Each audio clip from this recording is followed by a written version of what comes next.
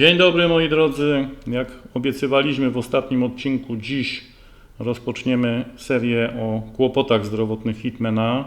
Seria będzie składać się z 3 lub 4 odcinków, bo tego co działo się przez te kilka miesięcy nie da się opowiedzieć w jednym krótkim materiale, a całość mogłaby posłużyć jako scenariusz pełnometrażowego filmowego dramatu.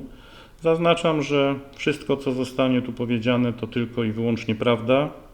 Nic nie zostało ubarwione, a sam dodatek w tytule Historia prawdziwa jest dla tych, którzy mogliby nie uwierzyć w całą tą opowieść, bo zdaję sobie sprawę, że taki splot wydarzeń naprawdę trudno uznać za prawdziwy. Zaczniemy od prologu, czyli pewnych zdarzeń, które już nadszarpnęły zdrowie Hitmana, a bezpośrednio, czy też może bardziej pośrednio mogły doprowadzić do splotu nieszczęśliwych wydarzeń, które pojawiły się później. Wybaczcie, że w tej serii zmieni się trochę struktura montażu filmu, ale przerywniki w postaci sekwencji muzyczno-obrazowych nie bardzo licują z bądź co bądź smutnym charakterem tej serii, a szczerze powiedziawszy sam powrót i przypominanie sobie wszystkich tych wydarzeń nie jest też dla nas przyjemny. Hitman, bardzo spokojny i wrażliwy kot, dusza towarzystwa, wesoły, wszystkiego ciekaw, pewnego dnia zmienił się nie do poznania. Do tej pory jest mi wypominane, że to moja wina, bo zamarzył mi się sekretarzyk do pracy przy komputerze, robiony na zamówienie, więc któryś dzień pan stolarz zadzwonił, że za chwilę będzie montować mebel. Resztę znam z opowiadań, bo nie było mnie akurat w domu. Czym Hitman był zajęty, że nie słyszał i nie zauważył, że ktoś obcy wyszedł po schodach z wielką paczką, nie wiem. W każdym bądź razie można uznać, że został tym faktem zaskoczony. Czy wystraszył się jak niejednokrotnie my, gdy ktoś huknie nam za plecami, gdy jesteśmy na czymś bardzo skupieni? Czy zamarł z przerażenia, że jego piękna opiekunka, która przed chwilą właśnie stała w tym miejscu, zamieniła się nagle w twardego, zarośniętego faceta, czyhającego z wielką paką? Nie wiadomo. W każdym razie Hitman zaczął miotać się po wszystkich pomieszczeniach, tak jak tylko dzikie zwierzę potrafi szaleć, gdy jest zagrożone i nie ma drogi ucieczki. Nie dało się go uspokoić, pomimo że stolarz został grzecznie wyproszony, a składanie sekretarzyka poczekało na mnie. Silny stres związany z całą tą sytuacją, bo nie z samym człowiekiem, który był już u nas nie pierwszy raz i zawsze bestia spacerowała przy nim z zaciekawieniem, doprowadził do tego, że Hitman wpadł w swego rodzaju psychozę. Tak silne emocje doprowadzają u kotów do zmian w organizmie tak fizycznych, jak i chemicznych. Całe ciało i wszystkie funkcje przestrajają się na ochronę życia, które niewątpliwie Hitman uznał za zagrożone. Taki stan u tych zwierząt może doprowadzać do wielu niebezpiecznych chorób, dlatego trzeba szybko reagować i pomóc kotu z tego wyjść, tak sposobami behawiorystycznymi, jak i w ostateczności farmakologicznymi. Czas, jaki potrzebny jest, aby kot powrócił do normy, zależy od wielu czynników. Może to być kilka dni, a może i kilka miesięcy. U wrażliwego Hitmana niestety był to dłuższy okres i konsekwentna, ciężka praca, ale udało się bez faszerowania go opioidami.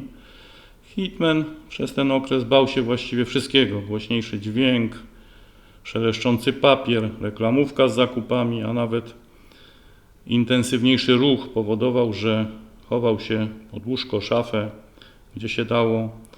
Przerażeniem było też, gdy żona wychodziła sama z mieszkania. Pewnie bał się, że wyjdzie i wróci z obcym facetem, co akurat mogę zrozumieć, bo pewnie każdy dorosły mężczyzna gdzieś tam w podświadomości się tego boi.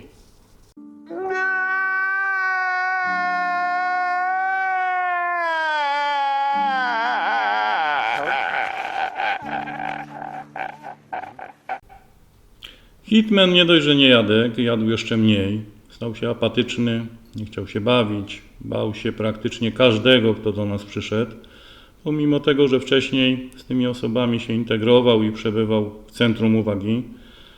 Konsekwencja, codzienna rutyna, ale i większa uwaga i pewne wyrzeczenia z naszej strony, może nie z dnia na dzień, ale z tygodnia na tydzień zaczęły przynosić efekty w postaci pozytywnych zmian w zachowaniu hitmana.